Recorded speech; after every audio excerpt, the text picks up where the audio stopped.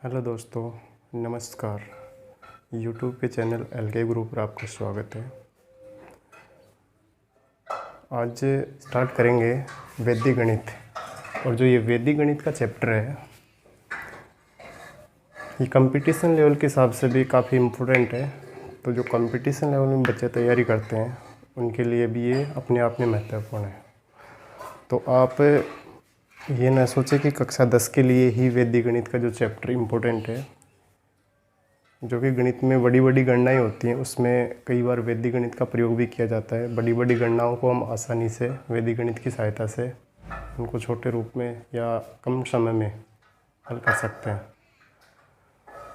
तो आज हमारा जो चैप्टर है वैदिक गणित स्टार्ट करेंगे। वैदिक मैथमेटिक्स इंट्रोडक्शन, इसका जो प्रस्तावना है, प्रस्तावना समझना ज़रूरी है। किसी भी प्रश्नावली को जब हम स्टार्ट करते हैं तो सबसे पहले उसकी जो प्रस्तावना है वो समझ में आनी चाहिए। जब तक प्रश्नावली की प्रस्तावना समझ में नहीं आएगी तब तक कोई मतलब नहीं है पढ़ने का। इसके अलावा आप रेगुलर क्लास लेंगे तो और भी बेस्ट रहेगा आपके लिए।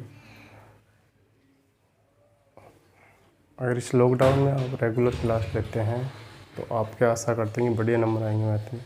तो सबसे पहले हम इसका इंट्रोडक्शन पढ़ते हैं। देखिए, जो वैदिक गणित है, इसकी खोज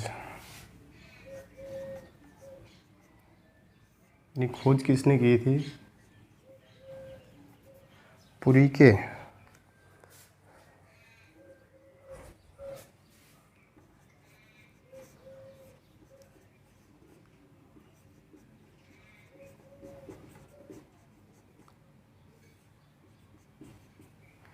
यानी पुरी के शंकराचार्य स्वामी भारती कृष्ण तीर्थ इनका पूरा नाम है। लेकिन हम ऐसे भी याद रख सकते हैं कि वैदिक गणित की जो खोज की थी वो की थी पुरी के शंकराचार्य ने। पुरी के शंकराचार्य ने, इन्होंने एक संगरी नामक एक मठ था,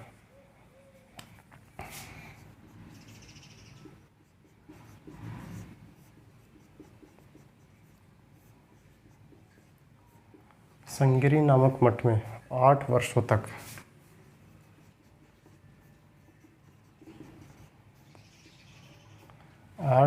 तक कठोर तपस्या की। मतलब ऐसे नहीं तपस्या जैसे ये ऋषि वगैरह ये करते हैं, इस तरीके से नहीं।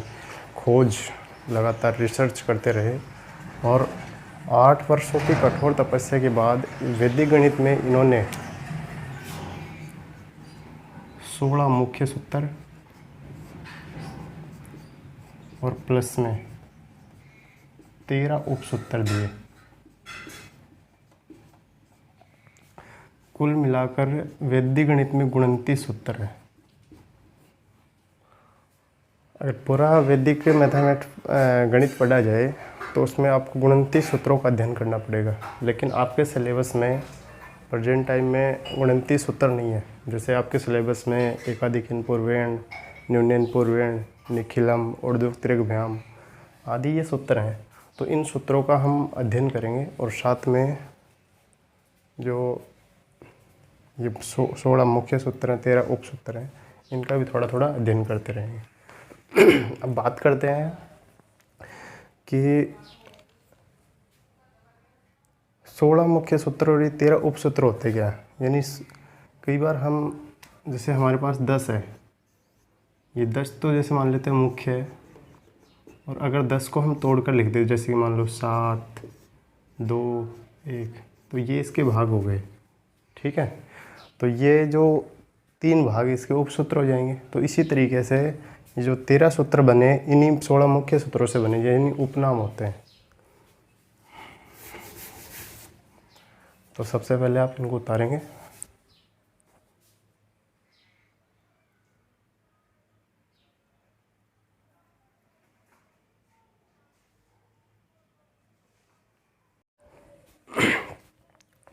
तो देखिए, हम इसका जो पहला सूत्र है वो पढ़ेंगे। पहला सूत्र इसमें सूत्र एकाधिकन पूर्वेण। और सूत्र एकाधिकन पूर्वेण में संक्रियाओं के माध्यम से हम इस सूत्र को हल करने की कोशिश करेंगे। जो इसमें संक्रिया होती हैं वैसे मूल रूप से संक्रिया होती हैं 4। देखिए कौन कौन सी संक्रिया, यानी पहले से योग संक्रिया, योग, दूसरी आ जाएगी व्यवकलन,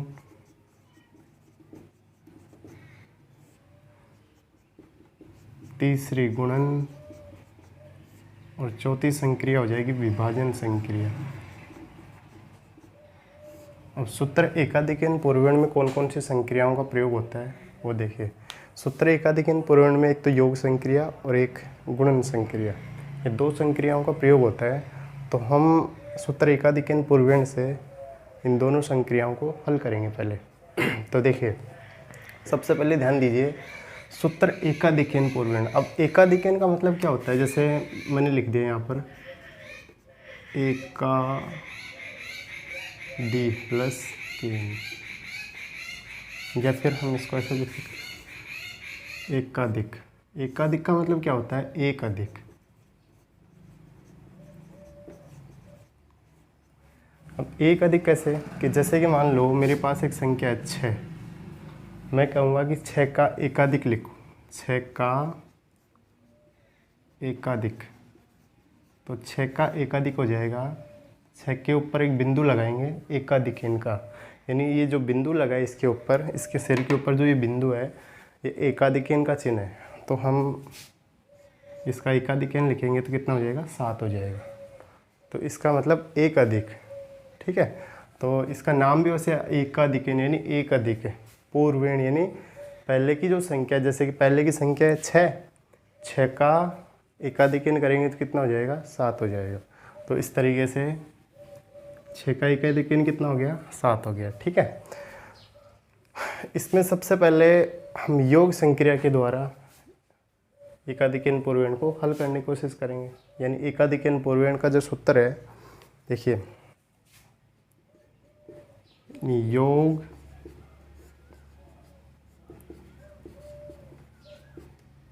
संक्रिया को सूत्र एकाधिकन पूर्वेण द्वारा हल करना। देखिए योग संक्रिया को, यानी ये योग संक्रिया है, इसको सूत्र एकाधिकन पूर्वेण की सहायता से हम क्या करेंगे, हल करेंगे। अब जो सूत्र एकाधिकन पूर्वेण जब योग संक्रिया में लगता है तो इसका एक नाम पड़ जाता है इस विधि का, शून्यांत विधि।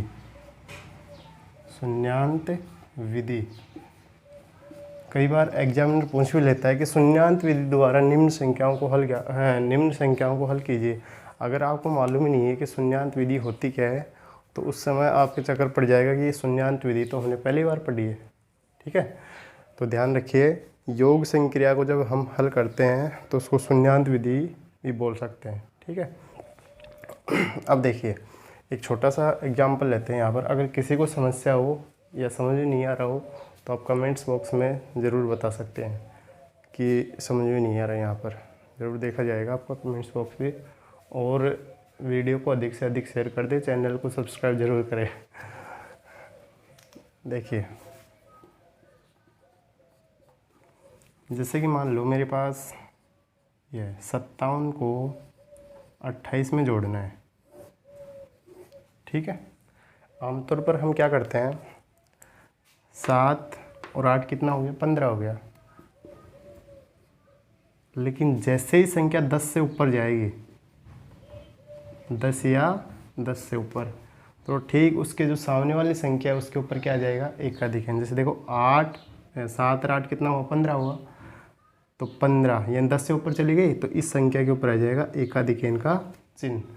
तो यहाँ पर कितना रह गया, 5, और एकाधिकन का मतलब यहाँ पर हो गया 1। 5 और 1 6, 6 और 2 कितना हो गया, 8। तो इस तरीके से हम यहाँ पर सूत्र एकाधिकन की सहायता से इसको हम जोड़ सकते हैं, ठीक है। इसी तरीके से एक एग्जाम्पल और लेते हैं।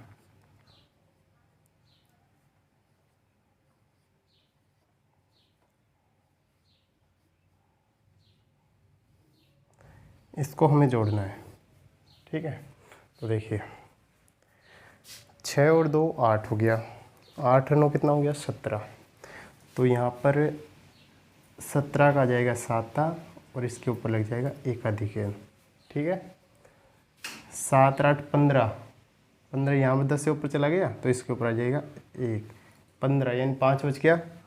तो 5 और 1 6, 6 और 7 13, 13 का दिया और इसके ऊपर आ जाएगा 1, एकाधिक n का चिन्ह।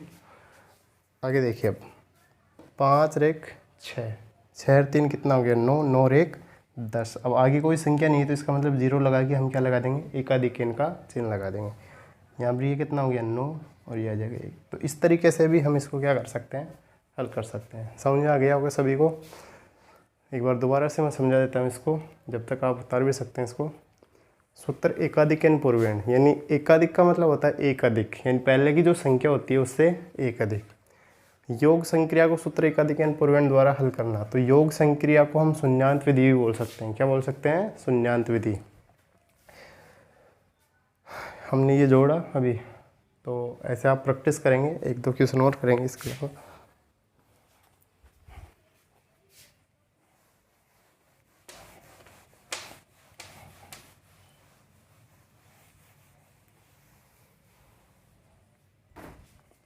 अब आप देखना इसमें एग्जाम में जो क्वेश्चन आते हैं इसमें इस तरीके से पहुंचता है। जैसे कि मान लो किलोग्राम और ये ग्राम। ठीक है, यहाँ पर लिख दिया मैंने 8 और ये लिख दिया जैसे मान लो 987 ग्राम, ये हो गया 6 और यहाँ पर मैंने लिख दिया 990 ग्राम। अब इसमें क्या करना है, आपको ऐड करना है। क्या करना है, ऐड। तो देखिए ये हो गया 7 हो गया, पूरा जुड़ेगा इसमें एक साथ। ऐसे नहीं कि भाई यहाँ पर 9 और 8 17 हुए इसके ऊपर एक, लेकिन ऐसा नहीं होगा, इसमें पूरा जुड़ेगा। देखो ये हो गया 7, 9 और 9 कितना हो गया 18, 1 9 9 सॉरी ये 17 हो जाएगा यहाँ पर। 9 और 9 कितना हो गया 18, 18 और 1 19। अब जो एक आए ना, एक यहाँ पर लग जाएगा, एक अधिक हो जाएगा। ठीक है, तो 8 1 9, 9 और 6 15 और यहाँ पर 0 ये हो जाएगा। ठीक है, तो इस तरीके से भी हम हल कर सकते हैं इसको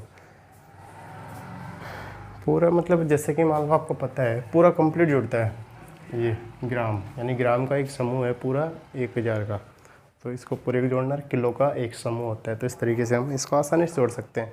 तो एकाधिक n पूर्वेण द्वारा जब हम योग करते हैं तो उसमें तो कोई समस्या नहीं रहनी चाहिए। ठीक है, दूसरी जो संक्रिया है इसकी, दूसरी प्रैक्टिस करते रहना, आप प्रैक्टिस करेंगे ज़्यादा बेस्ट रहेगा आपके लिए।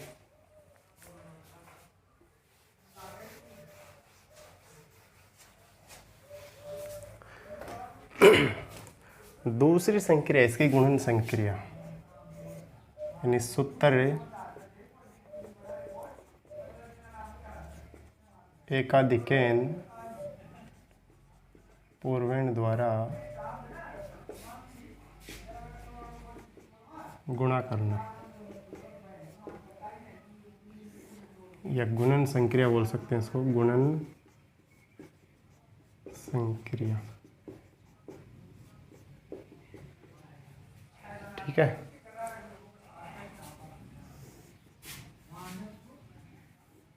देखो गुणन संक्रिया क्या होती है, बिल्कुल इजी है।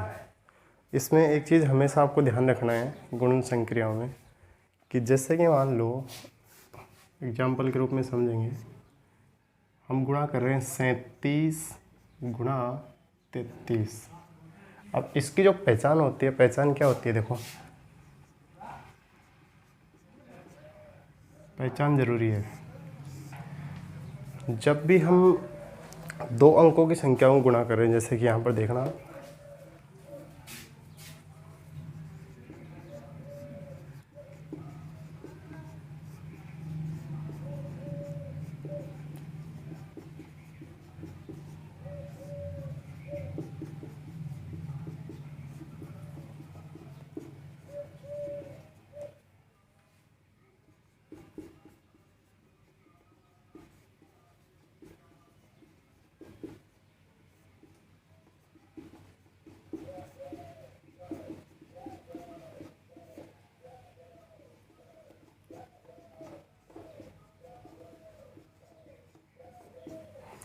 दो अंकों की संख्याओं को गुणा करते हैं तो अंतिम इकाई अंकों का योग कितना होना चाहिए? 10 होना चाहिए। जैसे कि देखो 7 और 3 यानी 7 + 3 इनका योग कितना हो रहा है? 10।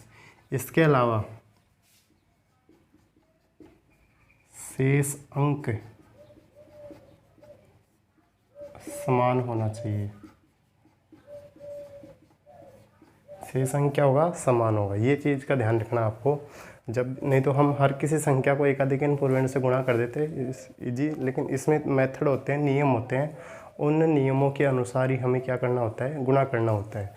तो देखो ध्यान दीजिए जैसे कि मान लो ये देखो 3 और 3 समान है, तो 3 गुणा 1 अधिक यानी 3 का 1 अधिक कर दो तो कितना हो जाएगा? 4।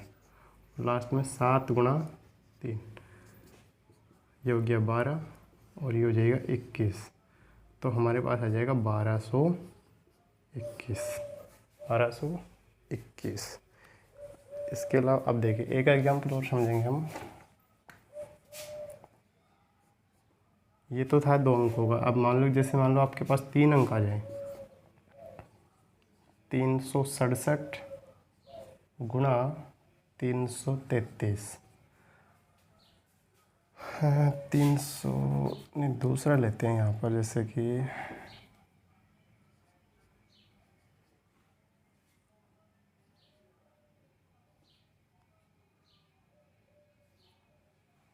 ये देखिए, अब आप इसमें एक चीज़ देखिए, ध्यान देना, कन्फ्यूज़न की स्थिति यहाँ से पैदा होती है कि ये वाला अंक और ये वाला अंक समान है, आपने देखा, ठीक है। अब आप के पास जो शेष अंक बच रहे हैं 54 और 56, जब इनका योग करोगे तो इनका योग है 100 से ऊपर जा रहा है, ठीक है। तो 100 से ऊपर जैसे ही जाएगा तो हम यहाँ पर इसको छोड़ देंगे वापस। अब क्या करेंगे? इन 2 अंकों को लेंगे। देखो 35, ठीक है, 35 और 35 है, समान है। और 6 और 4 को जोड़ेंगे कितना हो जाएगा? 10।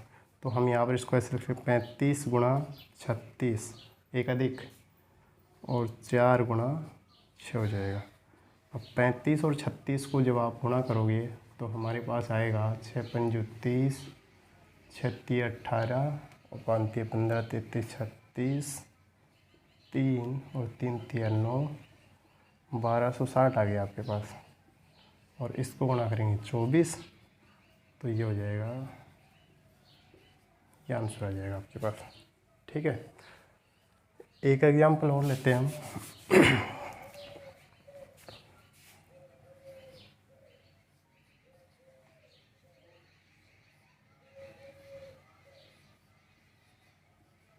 ये देखिए, ये 3 अंकों की संख्या है, तो 3 अंकों की संख्या में किस तरीके से हम इसको गुणा करते हैं। देखिए इधर ये अंक दोनों समान है, 7 द्वारा अलग अलग है, तो देखो 2 गुणा कितना हो गया? 3 हो गया। अब देखो इन दोनों को जोड़ो तो ये दोनों अंकों का योग कितना हो रहा है? 76 और 24 होता है 100, ठीक है। लास्ट के इकाई अंक क्या आ रहा है? 10, 100, 1000, इस तरीके से आनी चाहिए। तो हमारे पास इसको गुणा कर दो तो ये तो कितना हो गया? 6। और जब इनको गुणा करोगे 76 और 24 को, तो देखिए 6 चौका 24, 2 28 और 12 40 और 2 42, 4 आ गया, ये हो जाएगा 1824।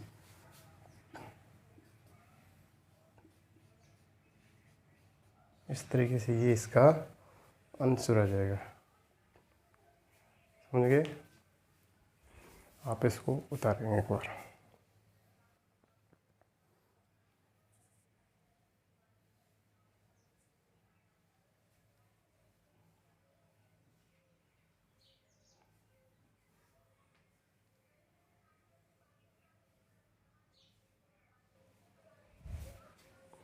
देखिए कुछ एग्जाम्पल और करते हैं हम, ठीक है। इस चीज़ को समझना ज़रूरी है। देखिए पहला एग्जाम्पल इसमें 24 गुणा 26, 24 गुणा 26। जब हम इसको हल कर रहे हैं तो सबसे पहले आपको ये देखना है कि कौन से 2 अंकों का योग 10 हो रहा है। तो सबसे पहले देखिए 6 और 4 इनका योग कितना हो गया? 10 हो गया। और बाकी जो शेष अंक वो समान है या नहीं है ये भी ज़रूर होना चाहिए। देखिए 2 और 3 समान है, तो 2 का अधिक कितना हो गया? 3 हो गया। और 6 गुणा 4, तो इधर तो हो गया 6 और ये हो गया 24। अब इसको लिख देंगे 624। ठीक है, दूसरा देखेंगे आगे। यहाँ से देखिए 6 और 4 इनका योग 10 हो रहा है, लेकिन जो अपने पास शेष अंक बच रहे हैं 23 और 26, क्या ये समान है? नहीं है। तो अब वापस दो अंकों की तरफ जाते हैं। तो देखिए 34 और 66 इसका योग कितना होता है? 100 होता है। कितना होता है? 100। तो हम यहाँ पर बाकी जो शेष अंक बच रहे हैं उनको देखेंगे। 2 और 2 ये दोनों समान है। यहाँ पर कितना हो गया? 34 गुणा 66, तो ये हो जाएगा 6। और जब इसको गुणा करेंगे तो देखिए 2244, तो हमारे पास आ गया इसका आंसर। ठीक है, अब इस पर आते हैं। देखो 7 और 3 कितना हो गया? 10 हो गया। ठीक है, बाकी शेष अंक 56 और ये भी 56 दोनों समान है, तो 56 का 1 अधिक 56 गुणा 57, और इधर हो जाएगा 7 गुणा 3। तो इसका जो आंसर आएगा, अब देखिए 56 को 57 से गुणा कीजिए, ये 42 4 आ जाएगा, और ये 35 और ये 30 65 और 4 गुणी तरफ 6 आ जाएगा, और ये 25 31 3192, और ये हो जाएगा 21। जब हम इसको लिखेंगे तो ये आ जाएगा।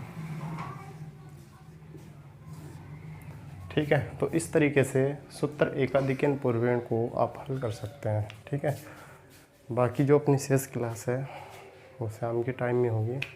आज से स्टार्टिंग टाइम है, तो हम ज़्यादा से ज़्यादा 20 या 25 मिनट 30 मिनट मान लो, 30 मिनट की क्लास है, तो आप इसकी प्रैक्टिस करेंगे। अगली जो शाम को क्लास होगी 7:30 बजे होगी।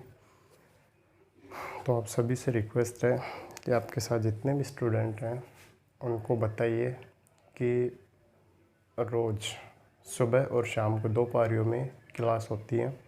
यूट्यूब का चैनल अपना LK गुरु, उसके ऊपर। ठीक है, वीडियो को अधिक से अधिक शेयर कीजिए और लाइक ज़रूर कीजिएगा। और आपके साथ जो पढ़ने वाले स्टूडेंट हैं उनको ज़रूर बताइएगा कि इस लॉकडाउन में पढ़ाई बिल्कुल निम्न स्तर पर जा चुकी है, तो उसको ध्यान में रखते हुए ये हमने वापस से मैथ को स्टार्ट किया, क्योंकि मैथ एक ऐसा सब्जेक्ट है, इसमें कंटिन्यूटी चाहिए, और जब तक कंटिन्यूटी नहीं रहेगी तब तक आप पिछड़ते जाओगे। तो इसलिए आपका भी दायित्व बनता है कि ज़्यादा से ज़्यादा पढ़ो, और पढ़ाई के साथ साथ अपने दोस्तों का भी सहयोग करते रहिए। धन्यवाद, जय हिंद। मिलते हैं शाम को 7:30 बजे। ठीक है।